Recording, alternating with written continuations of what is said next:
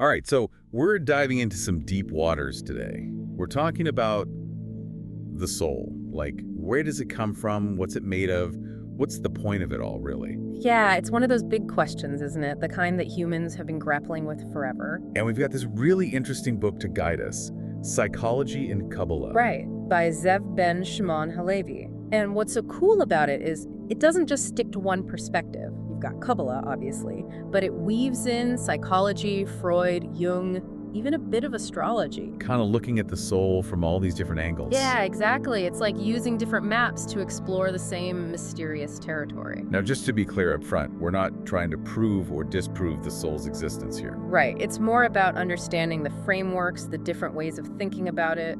So where do we even begin with something as vast as the soul? Well, Halevi starts with the Kabbalistic view, which is where the book's coming from. Okay, makes sense. And it all begins with this idea of Adar Hadman. Adam Kadmon, the primordial human. Right, but it's not just some ancient dude, it's more like, imagine the whole universe, everything in it compressed into one being. So Adam Kadmon is like a microcosm of the entire cosmos. Exactly. And here's where it gets really mind-blowing. If Adam Kadmon is the universe in miniature, and we're all descended from him, Then we each carry that cosmic blueprint within us. Right.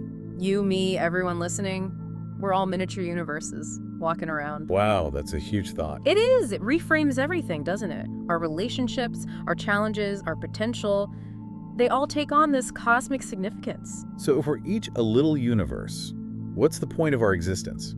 According to Kabbalah, the whole purpose of creation is for Adam Kadmon, reflected in all of us, to explore these lower worlds and return, but return with consciousness. Okay, so there's a journey involved, a descent and then an ascent. Yeah. And by gaining consciousness through our experiences, we're allowing the divine to, in a way, experience itself. So it's not just about our individual growth, it's part of a much larger process. Exactly. Now, you mentioned the lower worlds. Kabbalah talks about 4 of them. Right, the 4 worlds. But they're not physical places like planets or something. They're more like levels of existence, different qualities of being. Okay, I think I'm following. So there's Azalut, the world of emanation. That's closest to the divine source, pure potential. Pure potential, that's interesting. Yeah, you might get glimpses of Azalut in those moments of pure inspiration, when you feel deeply connected to something greater than yourself. Those aha moments. Exactly. Then you have Bariah, the world of creation. That's where the archetypal ideas, the blueprints for everything, exist. Like the cosmic DNA. Right. Then you have Yetzirah, the world of formation, where those ideas start to take shape. And finally, Asya, the world of action, the physical world we experience every day. So the soul's journey involves moving through these different levels of reality. That's the Kabbalistic view, anyway. Fascinating stuff. Now, I'm curious about the astrological perspective. Right. Halevi brings that in, too. He says, the positions of the planets at the moment you're born, your birth chart, are like a snapshot of the cosmos at that precise moment. Okay, most people have at least heard of birth charts. Yeah, but here's what's interesting.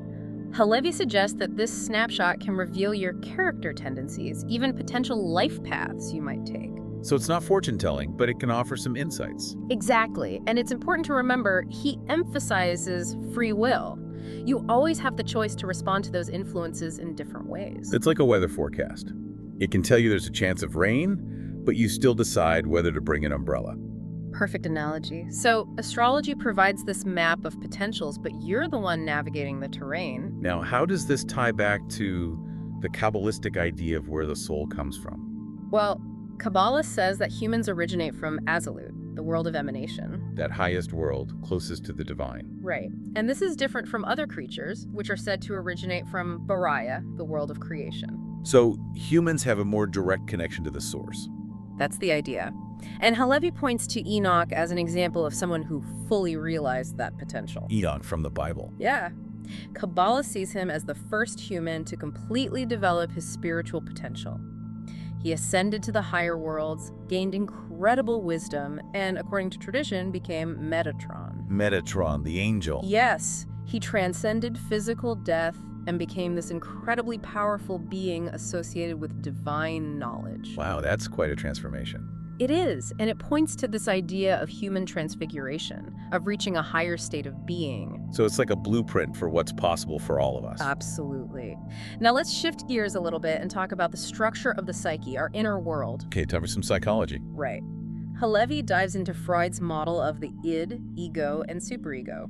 Those are pretty familiar terms, even for people who aren't psychology buffs. They are, and Halevi draws some fascinating parallels between them and Kabbalistic concepts. Well, he links the id, that primal, instinctual part of us, to the nefesh in Kabbalah. Nefesh, which is often translated as the vital soul. Right. It's the part of us that's driven by basic urges, seeking pleasure and avoiding pain. It's very much connected to the physical body and its survival instincts.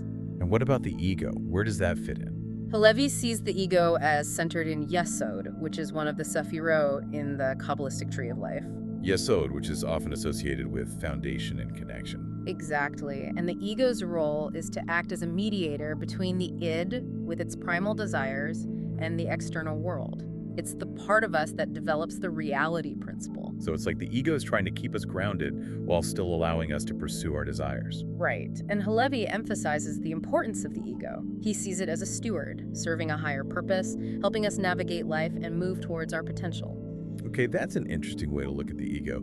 And what about the superego? That's the one that's always giving us a hard time, right? Yeah, the superego is the voice of our conscience, the internalized rules and values we get from our parents and society.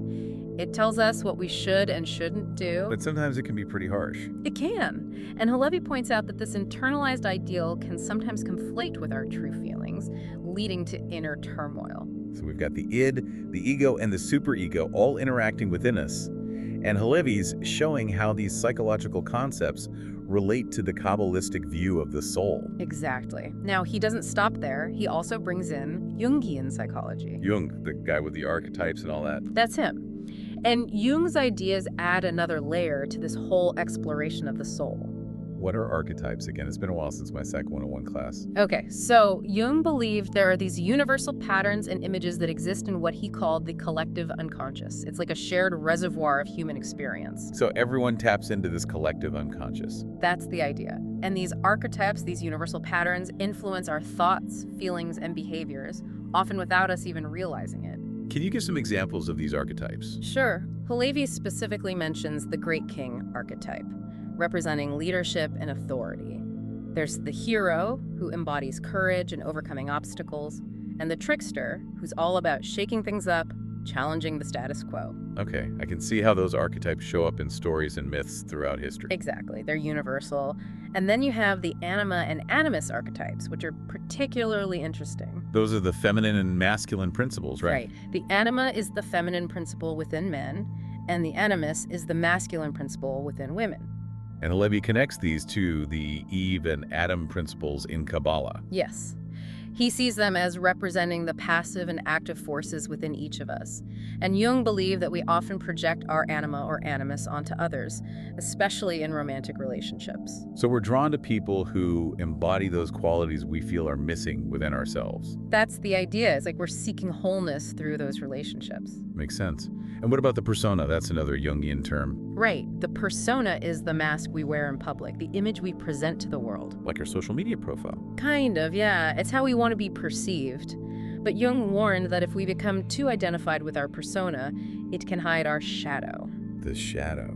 That sounds ominous. It's not necessarily bad, but it's the part of us that contains all the stuff we've repressed, the less desirable traits, often stemming from the Id Nefesh. Okay, so to be truly authentic, we need to embrace both our persona and our shadow. Exactly. And that brings us to Jung's big idea, individuation. Individuation, that sounds like a solo mission. In a way it is. It's the process of becoming a unique whole individual. It's about integrating all parts of yourself, the conscious and the unconscious, the light and the shadow. Sounds like a lifelong journey. It is. And Halevi connects individuation to the Kabbalistic idea of Tiferet, which is the sephira of balance and harmony in the tree of life. It represents the true self. So individuation is about finding that core essential self. That's a good way to put it.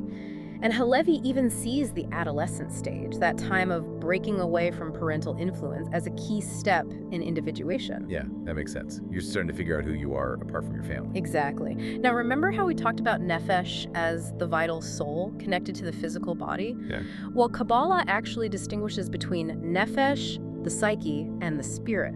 So there are layers to the soul itself. Right. Nefesh is that vital life force. The psyche is our thoughts, feelings, and will, what we've been talking about with Freud and Jung. Okay. But the spirit is something else. It's that spark of the divine within us, our connection to something greater.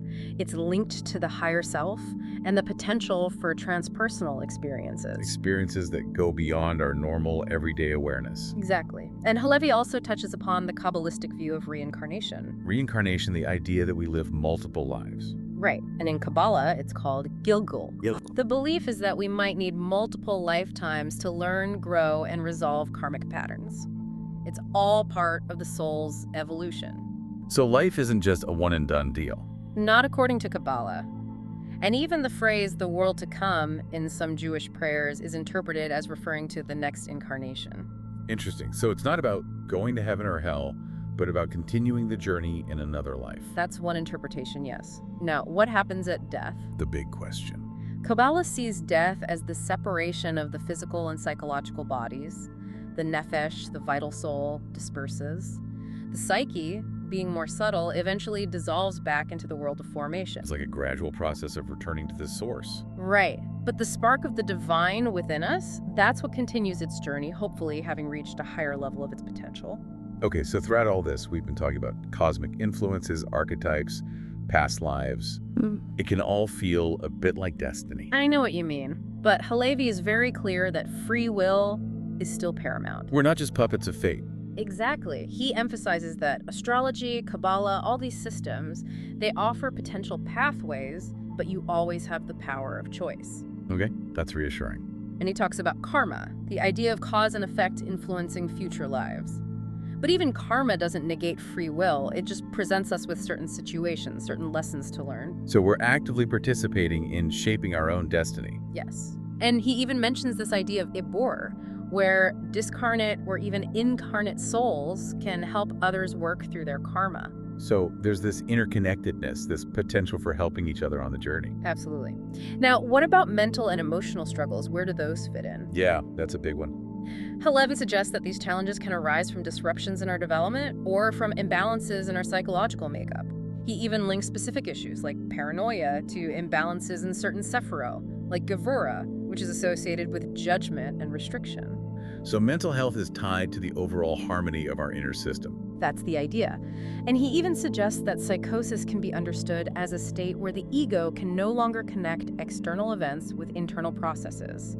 It's like reality and inner experience become disconnected. Wow, that's a profound way to look at it. It is. And Halevi hints that astrology might offer further insights into psychological tendencies and vulnerabilities. So all these different perspectives, they're all interconnected. Exactly. They're all pieces of the same puzzle, helping us understand ourselves and the nature of reality. Well, this has been a truly mind-expanding journey. We've covered a lot of ground. We've explored the Kabbalistic view of the soul's origin and journey, Freud's psychological model, Jung's ideas about archetypes and individuation, the interplay of destiny and free will. A lot to digest. Definitely. But hopefully it's given our listeners some food for thought, some new ways of understanding their own inner landscape. What's one final takeaway you want to leave our listeners with?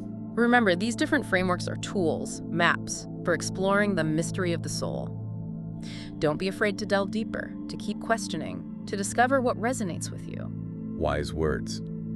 And on that note, we'll wrap up this deep dive. Thanks for joining us. It's been a pleasure. Until next time.